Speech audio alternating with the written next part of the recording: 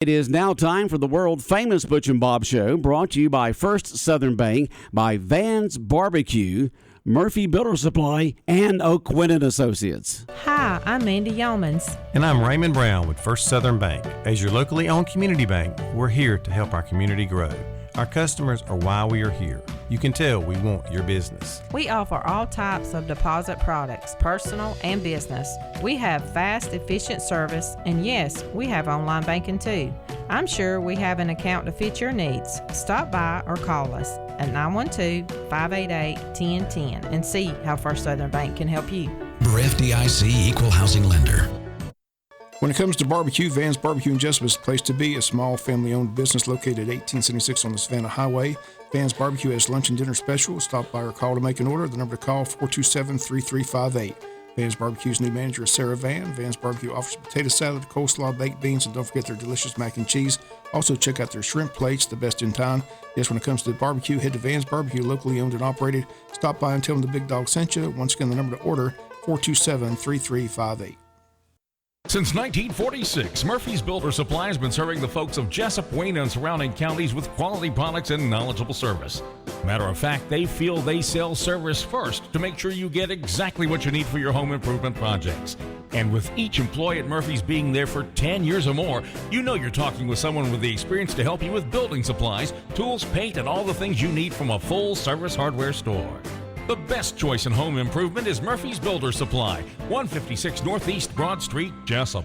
Are you looking for an insurance company that you can call and talk to a live person? Are you looking for an insurance company where you can walk in and talk to an agent? Are you looking for an insurance company that offers multiple companies so they can try and get you the best rate? If you said yes to any of these, then you need to call or come by O'Quinn & Associates Insurance Financial Services.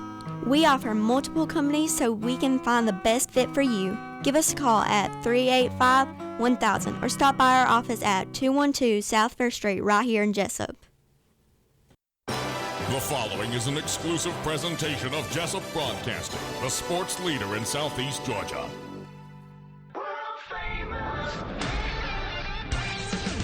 The world famous Butch and Bob Show. World-famous Butch and Bob Show, right here on WIFO, 105.5 FM in Jessup, Big Dog Country Radio. And Bob, how you doing today? I'm good. Man, it was exciting to hear you last night when you were broadcasting the Wayne County girls softball game, that they had a packed house there. That's one of the biggest crowds I've seen in that field for a long time. It was, Pierce brought a lot of people over here from Pierce County, and they've got a good program. So there was two good teams going at it, but Wayne County's Dakota Crow dominated yesterday in the circle. Well, she did, didn't she? I mean, just a dominating pitching performance by Dakota. Yeah, struck out 7. Defense played well. It was a big win, 7-0, but it was a great crowd on hand. It was good to see for the first game of the season. Yeah, just a great crowd there, even though the game was delayed 30 minutes because we had that front come through from the southwest and went out to the northeast, and it just took us an extra 30 minutes to get it started. The game started. You get that front to going out, and boy, once it started, it was a lot of action there. And Dakota, she pitched a great game, but there was a couple of innings there, at least a couple of innings where the defense really saved the day for her. Played well. Yeah. It was a good ball. Plus, she had 3 hits. So it was just a good win. Good win at home. Like I said, it was good to see that kind of crowd. Like I said, but Pierce they said they got a good following, good team. So they had a big crowd over here as well. So it was just good to see that many people show up for a girls softball game. Yep, packed house there. That's great for the girls softball team, and they'll be back in action again when? They'll be in action Thursday at Tatnall, and the next home game's next Tuesday here at home against Brantley County. Okay, Brantley County coming down next Tuesday. And so, go girls. Keep up the good play there. And looking forward to a great 2022 season for the girls softball. They're 2-1 right now. Is that correct? 2-1. Okay.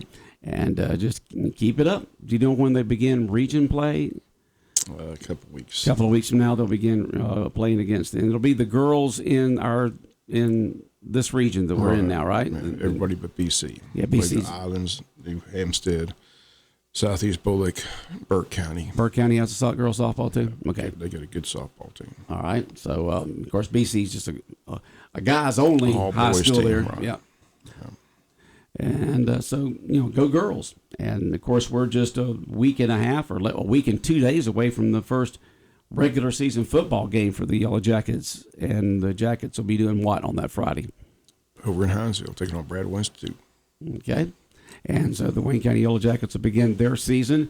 It was exciting to see them play this past Friday night in the scrimmage against Glen Academy. Basically dominated that scrimmage, lines of scrimmage and basically everywhere. And so hopefully they'll be able to continue that as they move the season forward, getting into this season, getting ready for region play in several weeks. Just looking forward to the season. There's a lot of excitement out there about these fall sports with the girls softball and the football. Yeah, cross country's got a lot of runners out. Yeah, a lot of runners in cross country.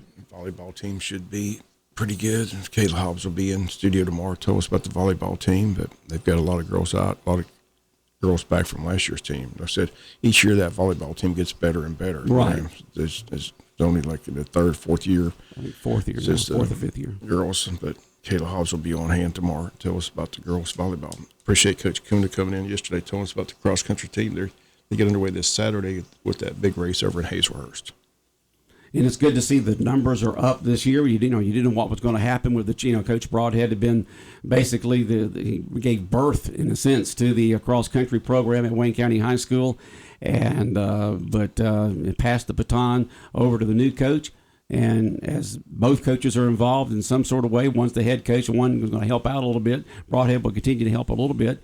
Numbers are up. You get those numbers, suddenly you find the talent. It's good to see that many kids. Like I said, look at all the kids involved in the football program. Yeah. So it's good to see these numbers up. Those kids get out there and do some physical activity and enjoy being part of a team. If you talk to any, not any, but a lot of professional, but college football players or pro football players, the thing they say they miss the most are their teammates, the camaraderie, the locker room, being part of a team. That's what they miss the most. A lot of the players say when they retire. They just miss that because you've been part of that for so long. Some of these premier athletes have been part of a team for so long, and then just suddenly when you retire, either at the end of college or at the end of pro, you don't have that anymore, and they miss it. Take up golf. Take up golf. You play it to your 80s or whatever. It's a good sport. Yeah, that's a good secondary sport to fall back on because you can play that way into late in your life. Golf, to get out there and play that and be out there with the buddies and the friends and so forth and still compete and have some fun outdoors. A lot of fun. Yep, lots of fun. And let's see, who did you say yesterday is now a professional Pine Forest golf player that plays every day? Billy Richardson. Billy Richardson is out there every day? Every day. They joke all the time. They don't know who gets more for their money, Billy or Butch Corson. Because they play a lot, They play a bunch of golf. They got the golf membership and they use it, huh? I think they said they play a penny a hole. A penny a hole. They play a bunch. Oh, boy. Well, it's good. Be out there and be active. When you're retired, what else is there to do? When you're retired, you go out there, you got to do something. You just don't want to sit around and stare at the four walls and the boob tube, You want to go out and do stuff. That's good that these retired guys are out there playing a lot of golf. Billy plays every day. Every day. I can see playing a lot, but every day. Every day. Just get that habit going, huh? Yeah. He's pretty good, too. So he's pretty. Well, if you play that much, you ought to be decent.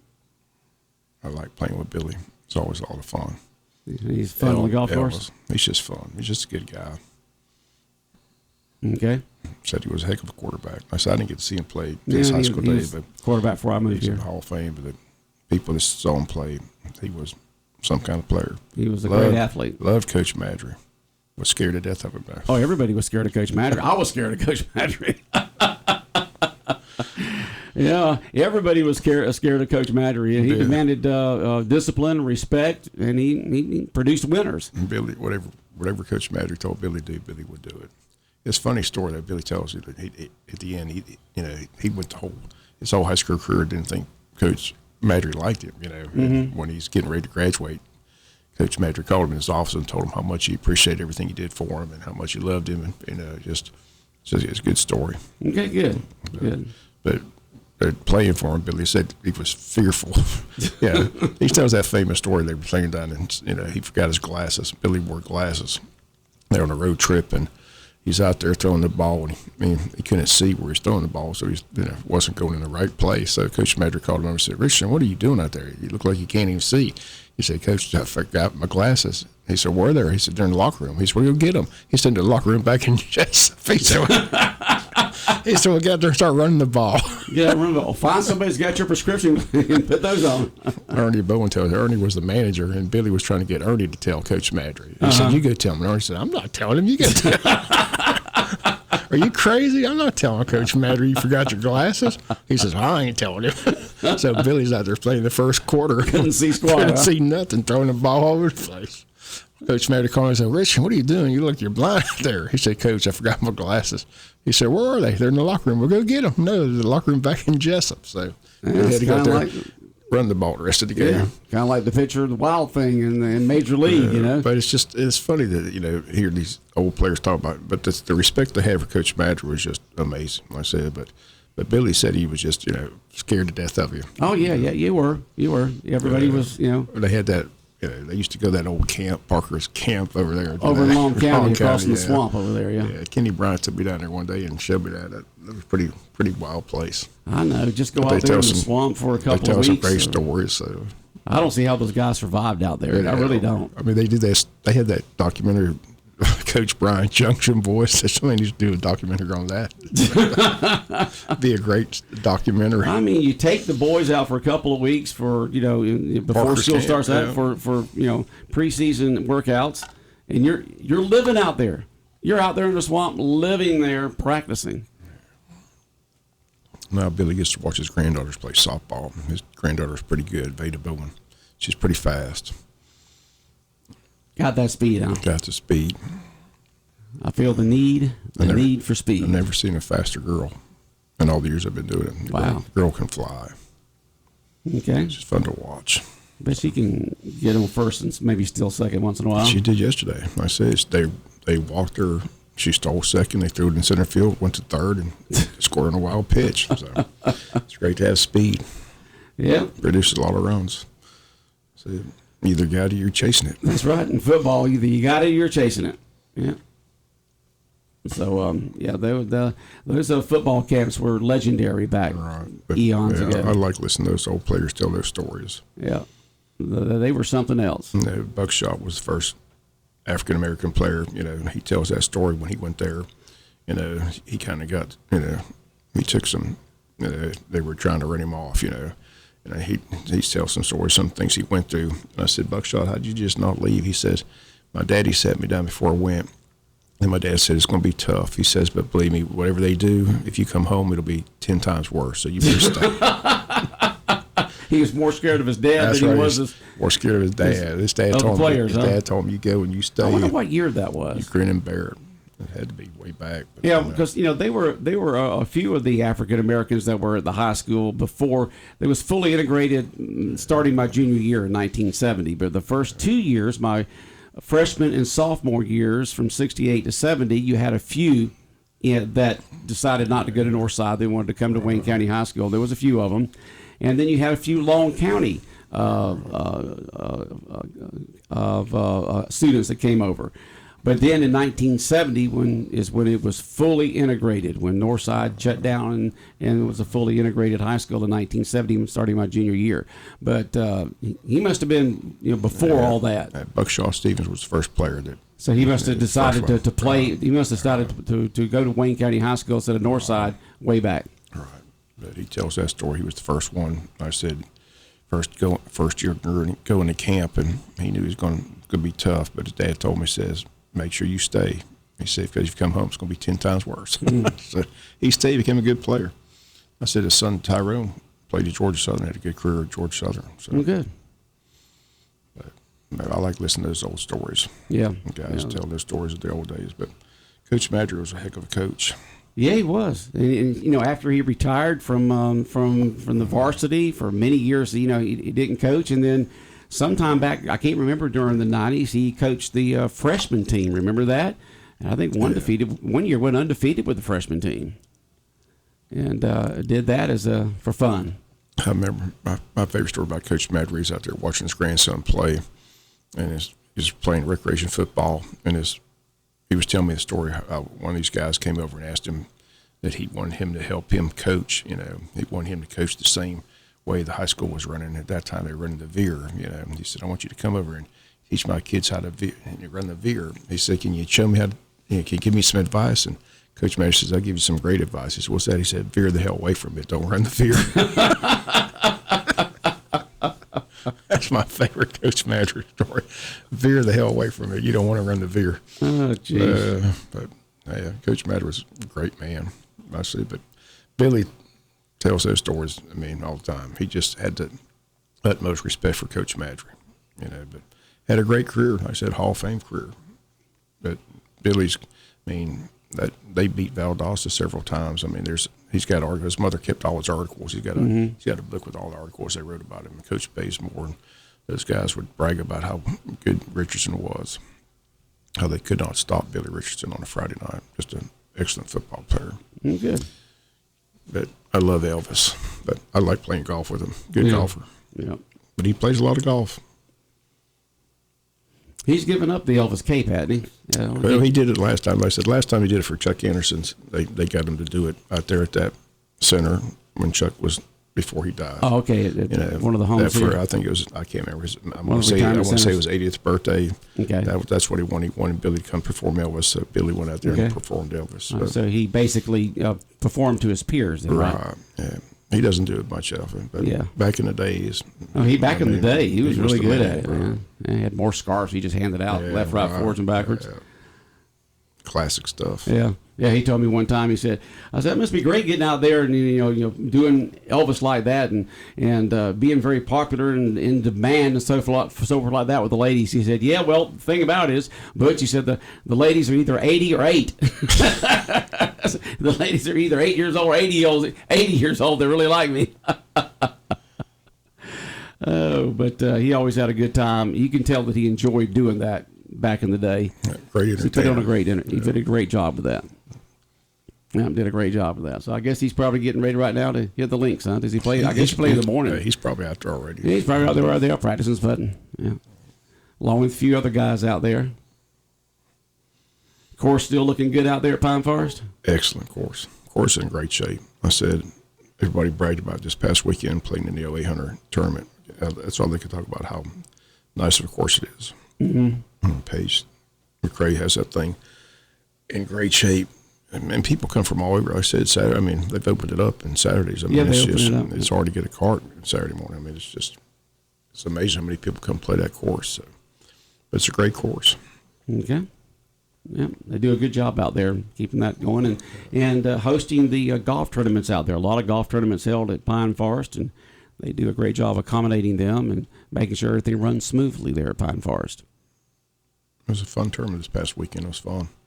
Enjoy that fried chicken dinner too. Country Club's got great food. Okay. Now you went before the ball game last night. You had a couple of interviews there. You went to the school board meeting and got an update on the construction, the remodeling of James E. Bacon. They're all working their buns off, trying to get it open as quickly as possible. But supply problem, all that kind of stuff. It takes that long to get a transformer. 15 months? This is amazing. The supply chain problem that we're having with just about everything out there these days. I said, didn't get to stay long. Just didn't get those. I said, was there for that little bit of the conversation with. But you did get two good interviews though, with the architect and with the contractor. So they're all working hard right now, and it's just going to be a great. Once it's done, it's going to be just a great place for the kids to be able to go to, the James E. Bacon, once it's all completed and everything's in line. And get all the students back in one building instead of 3 buildings. And they just got to work around that right now until it's completed. Seems like the contingency plan's working pretty good, though. Haven't heard Yeah. Hadn't heard much problems. I said, nice that they've been able to use the church and also Coastal Plains. So yeah, and they got signs up around, second and third grade church, that kind of, Coastal, the charter school there being used, and then those portable buildings there at James E. Bacon. And that will do it for, schools being built per se. Now you got, like the high school now is 20 years old, and the middle schools are 30 years old now. And so, you have to go back in and do some, remodeling in them and fix up and clean up and paint up and, that kind of stuff to them. But as for things being built in the 90s and the 2000s, this will complete it. Okay, and let's see here. Who do we have? You said tomorrow morning on the world famous Butch and Bob Show. We got a coach coming in? Yeah, volleyball coach Kayla Hobbs will be here. Talk about volleyball. Okay, and their season begins soon, or the 16th. Okay, so 16th, and then there's cheerleading, competitive cheerleading going also during the fall, isn't there? I believe so. Sure. I think Coach McDonald talked about that the other day. All the different sports going on this fall. And I think competitive cheerleading is also involved in that. Perhaps we can get that coach in also to talk about what they're going to be doing and where they're going to be competing and who's going to be competing, what girls are going to be on those competitive teams. It'd be good to have them in. And then everything's going right now for the fall registration for recreation, correct? Yep. The 15th is the deadline, so either Next call Monday. or go by. Yeah, so they've got all kinds of sports. All the kids are signing up. So yeah, soccer, football, and other ones, I guess. I think girls flag football. They're starting. Yeah, they got that girls flag football now. It'll be fun to watch. Yeah, and so all the fall sports coming up in recreation. Time to get those kids registered and all signed up and ready to go. Cutoff date is this coming Monday, August 15th, and then they'll get together, pick the teams, start practicing, and then start in September sometime. We don't have a football game this Friday, but the Touchdown Club has the annual barbecue kickoff. To kick off the season, they'll introduce all the players, have a good barbecue, and J-Bo's brother Connor Shaw will be the guest speaker at that event. Wow. So I'm looking forward to meeting him. Now, what's Connor? His football history? He was an excellent quarterback for the South Carolina Gamecocks from 2011 2013. I think his claim to fame is they never lost a home game while he was quarterback. Wow. So they didn't play any home games? No, I'm just kidding, South Carolina fans. I'm just kidding, South Carolina fans. Just kidding. But Connor Shaw is going to be there, Coach Shaw's brother, great quarterback there for South Carolina. And it's going to be great to have him speaking to the football team there on Friday night. Right. Should be a good event. I said, with the 100-some kids dressed out, it'll be a packed house, I'm sure, at the high school commons area. So. Okay. And this is the kickoff dinner? Yep, kickoff barbecue. Okay. Connor Shaw, former quarterback there at South Carolina, going to be there. Never lost a home game. And it's going to be great to have him at the town and to talk to the kids. Get some inspiration from a great football player. And they're kind of done, a week away from Friday. We'll be in Hinesville taking on Brad Winstitute. Both teams went 0-9 last year. So someone's going to win their first game. So. I don't think I've ever been to the new stadium over there. I remember going to the old stadium there. But where is the new stadium? I don't even know where that's at. I know you don't know, Bob. You still get lost in Jessup. That's what I'm saying. It's in Hinesville. It's in Hinesville. I know where the Liberty County football stadium is because you go right by it there on Highway 84 when you go into Savannah. But I don't know where that new one is for Bravo because I haven't been to it. I mean, we went to the old one years and years ago back when my boys were in high school, but I haven't been back over that way in a while. The football game. It's been a while since we've been in Hinesville for a ball game. So kick it off next Friday. Should be fun. Looking forward to it. Okay.